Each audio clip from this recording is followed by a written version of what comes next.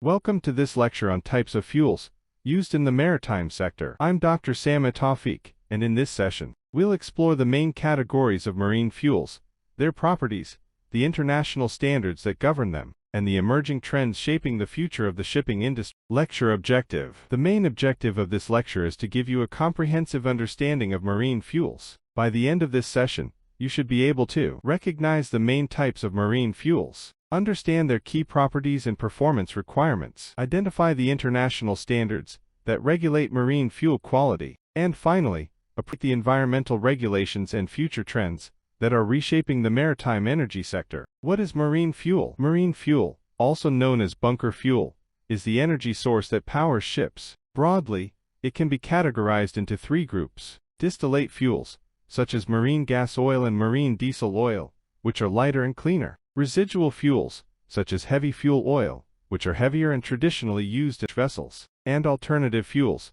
such as LNG, methanol, and ammonia, which are becoming more popular as the industry moves toward decarbonization. Distillate marine fuels. Distillate fuels include marine gas oil, MGO, and marine diesel oil, MDO. These fuels are cleaner and lighter than residual fuels. They are commonly used in auxiliary engines and smaller vessels, where efficiency and low emissions are critical. Distillates are preferred in areas with strict emission regulations, such as emission control areas. Residual and blended fuels. Residual fuels include heavy fuel oil, HFO, and intermediate fuel oil, which is sold in grades such as IFO 180 and IFO 380. These fuels have high viscosity and sulfur content, and are used mainly in large ocean-going ships. To balance performance with emissions requirements, blended fuels are often produced by mixing residual and distillate fuels. This blending allows ship operators to achieve a compromise between cost, performance, and compliance with regulations. Critical fuel properties. When selecting or handling marine fuel, certain properties are critical: viscosity, which affects fuel flow and injection performance; density, which influences the mass flow rate and combustion quality; flashpoint, which must be at least 60 degrees C for safety reasons; sulfur content, which is strictly rated under IMO standards to reduce pollution; and the pour point, which determines the lowest temperature at which a fuel remains fluid. These properties directly impact engine performance, safety, and compliance with international regulations. Fuel standards.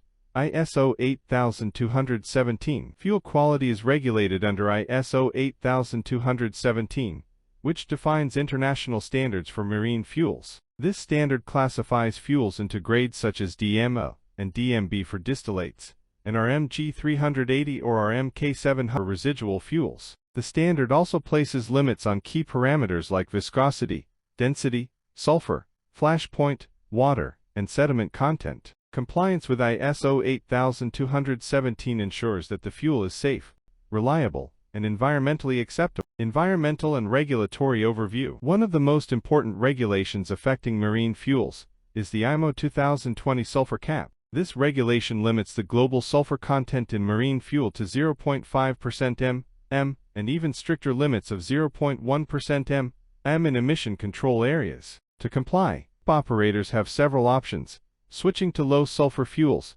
installing exhaust gas cleaning systems known as scrubbers, or adopting alternative fuels such as LNG. These measures significantly reduce harmful emissions and their impact on human health and the environment. Fuel handling and safety. Safe handling of marine fuels is crucial. Residual fuels like HFO must be stored in temperature-controlled tanks, and often require heating systems and purification before use. Operators must carefully monitor fuel flashpoints, apply effective filtration, and maintain accurate documentation through bunker delivery. These practices ensure both operational safety and compliance with regulations. Emerging marine fuel trends. The maritime industry is currently undergoing a transition toward greener energy sources. Liquefied natural gas, LNG, offers cleaner emissions but requires specialized cryogenic storage. Biofuels are renewable but still relatively expensive. Methanol and ammonia are gaining attention for their potential as zero fuels. Additionally, electric and hybrid propulsion systems are being increasingly adopted in short-range and coastal shipping. These innovations represent the industry's commitment to sustainability and decarbonization. Summary. To summarize, marine fuels can be classified into distillate,